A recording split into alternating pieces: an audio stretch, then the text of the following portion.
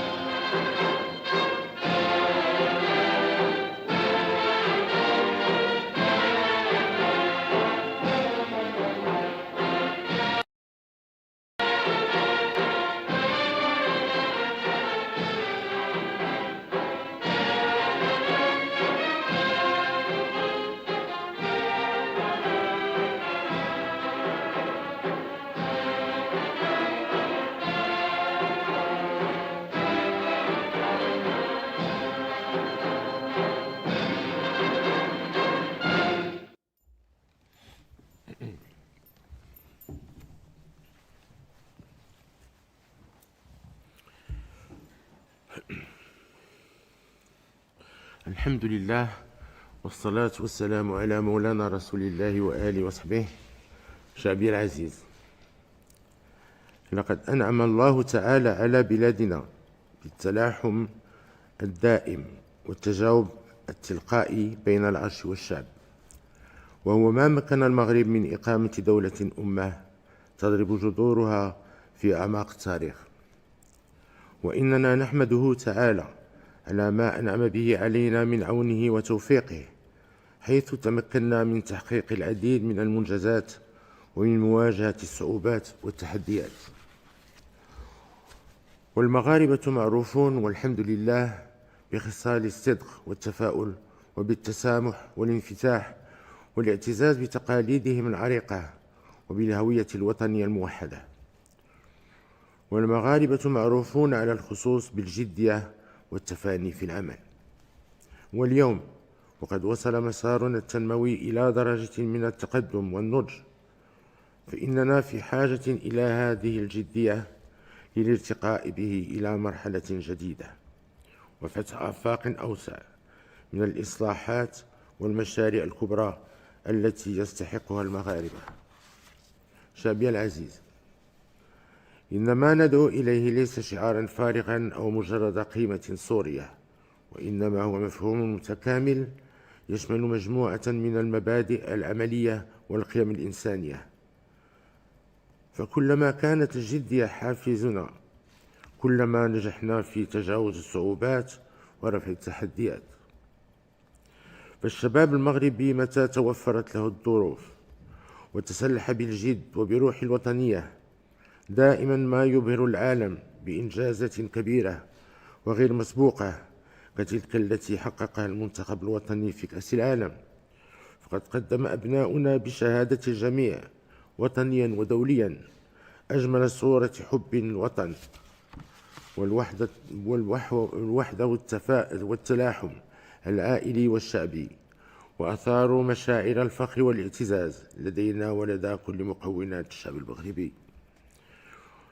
وهي نفس الروح التي كانت وراء قرارنا بتقديم ملف ترشيح المشترك مع أصدقائنا في إسبانيا والبرتغال لاحتضان نهاية كأس العالم لكرة القدم 2030، والتي نتطلع ونأمل على أن تكون تاريخية على جميع المستويات.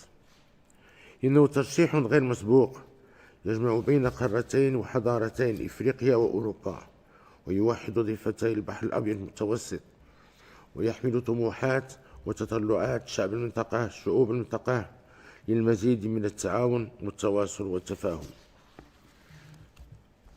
وتتجلى الجدية كذلك في مجال الإبداع والابتكار الذي يتميز به الشباب المغربي في مختلف المجالات.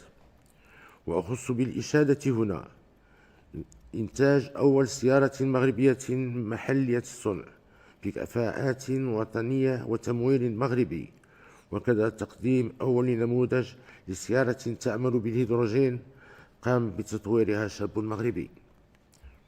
وهي مشاريع تؤكد النبوغ المغربي والثقة في طاقات وقدرات شبابنا، وتشجعه على المزيد من الاجتهاد والابتكار، وتعزز علامة صنع بالمغرب، وتقوي مكانة بلادنا كوجهة للاستثمار المنتج. كما تتجسد الجدية عندما يتعلق الأمر بقضية وحدتنا الترابية. فهذه الجدية المشروعية هي التي أثمرت توالي الاعترافات بسيادة المغرب على أقاليمه الجنوبية، وآخرها اعتراف دولة إسرائيل وفتح القنصليات بالعيون والدخلة وتزايد الدعم لمبادرة الحكم الذاتي.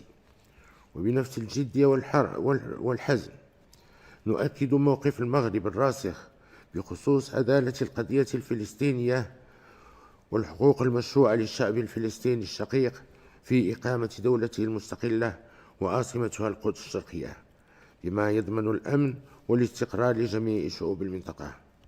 والجدية يجب أن تظل مذهبنا في الحياة والعمل، وأن تشمل جميع المجالات. الجدية في الحياة السياسية والإدارية والقضائية من خلال خدمة المواطن واختيار الكفاءات المؤهلة وتغليب المصالح العليا للوطن والمواطنين والترفع عن المزايدات والحسابات الضيقة. وفي المجال الاجتماعي وخاصة قطاعات الصحة والتعليم والشغل والسكن، كما أن الجدية التي نريدها تعني أيضا الفاعلين الاقتصاديين وقطاع الاستثمار والإنتاج والأعمال. والجدية كمنهج متكامل تقتضي ربط ممارسة المسؤولية بالمحاسبة وإنشاء قيم الحكامة والعمل والاستحقاق وتكافؤ الفرص. شعبي العزيز، لقد ساهمت تداعيات الأزمة التي يعرفها العالم وتوالي سنوات الجفاف على المستوى الوطني في ارتفاع تكاليف المعيشة وتباطؤ وتيرة النمو الاقتصادي. لذا وجهنا الحكومة لاتخاذ التدابير اللازمة قصد تخفيف آثارها السلبية على الفئات الاجتماعية والقطاعات الأكثر تضرراً، وضمان تزويد الأسواق بالمنتوجات الضرورية. واليوم مع ظهور بعض بوادر التراجع التدريجي لضغوط التضخم على المستوى العالمي، فإننا في أمس الحاجة إلى الجدية وإشاعة الثقة واستثمار الفرص الجديدة لتعزيز صمود وانتعاش الاقتصاد الوطني. وفي هذا الصدد أطلقنا مشروع الاستثمار الأخضر للمكتب الشريف للفوسفات، وقمنا بتسريع مسار قطاع الطاقات المتجددة.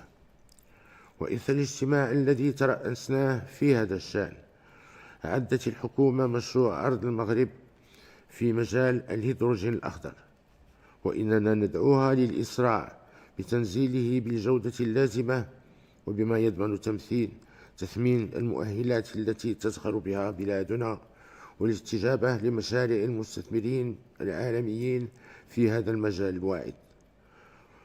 واستكمالا لورش الحماية الاجتماعية، ننتظر المشروع نهاية هذا العام، كما كان مقررا في منح التعويضات الاجتماعية لفائدة الأسر المستهدفة. ونأمل أن يساهم هذا الدخل المباشر في تحسين الوضع المعيشي لملايين الأسر والأطفال الذين نحس بمعاناتهم. وستشكل هذه الخطوة إن شاء الله ركيزة أساسية في نموذجنا التنموي والاجتماعي لصيانة كرامة المواطنين في كل أبعادها، إما في مجال تدبير الموارد المائية الذي يتطلب المزيد من الجدية واليقظة، فقد حرصنا على بلورة البرنامج الوطني للماء لفترة 2020-2027، وإننا ندعو للتتبع الدقيق لكل مراحل تنفيذه، مؤكدين أننا لن نتساهل مع أي شكل من أشكال سوء الحكامة والتدبير والاستعمال الفوضوي اللامسؤول للماء. شعبي العزيز، في ظل ما يعرف العالم من اهتزاز في منظومة القيم والمرجعيات وتداخل العديد من الأزمات، فإننا في أشد حاجة إلى التشبث بالجدية بمعناها المغربي الأصيل. أولا، في التمسك بالقيم الدينية والوطنية وبشعارنا الخالد الله الوطن الملك. ثانيا، في التشبث بالوحدة الوطنية والترابية للبلاد. ثالثا، في صيانة الروابط الاجتماعية والعائلية من أجل مجتمع متضامن ومتماسك. رابعا، في مواصلة مسارنا التنموي من أجل تحقيق التقدم الاقتصادي وتعزيز العدالة الاجتماعية والمجالية. شعبي العزيز، إن عملنا على خدمة شعبنا لا يقتصر فقط على القضايا الداخلية، وإنما نحرص أيضا على إقامة علاقات وطيدة مع الدول الشقيقة والصديقة وخاصة دول الجوار. وخلال هذه الأشهر الأخيرة يتساءل العديد من الناس عن العلاقات بين المغرب والجزائر، وهي علاقات مستقرة تتطلع لأن تكون أفضل. وفي هذا الصدد نؤكد مرة أخرى لإخواننا الجزائريين قيادة وشعبا أن المغرب لن يكون أبدا مصدر أي شر أو سوء، وكذا الأهمية البالغة التي نوليها لروابط المحبة والصداقة والتبادل والتواصل بين شعبينا. ونسأل الله تعالى أن تعود الأمور إلى طبيعتها ويتم فتح الحدود بين بلدينا وشعبينا الجارين الشقيقين. شعبي العزيز، نغتنم هذه المناسبة لنوجه تحية إشادة وتقدير لكل مكونات قواتنا المسلحة الملكية والأمن الوطني والدرك الملكي والقوات المساعدة والوقاية المدنية على تجندها الدائم تحت قيادتنا للدفاع عن وحدة الوطن وأمنه واستقراره. كما ندعو الله تعالى بالرحمة والمغفرة والرضوان لشهداء المغرب الأبرار، وفي مقدمتهم جدنا ووالدنا المنعمان جلالة الملكين محمد الخامس والحسن الثاني أكرم الله مثواهما. ومسك الختام قوله تعالى: إن الذين آمنوا وعملوا الصالحات إنا لا نضيع أجر من أحسن عملا. صدق الله العظيم، والسلام عليكم ورحمة الله تعالى وبركاته.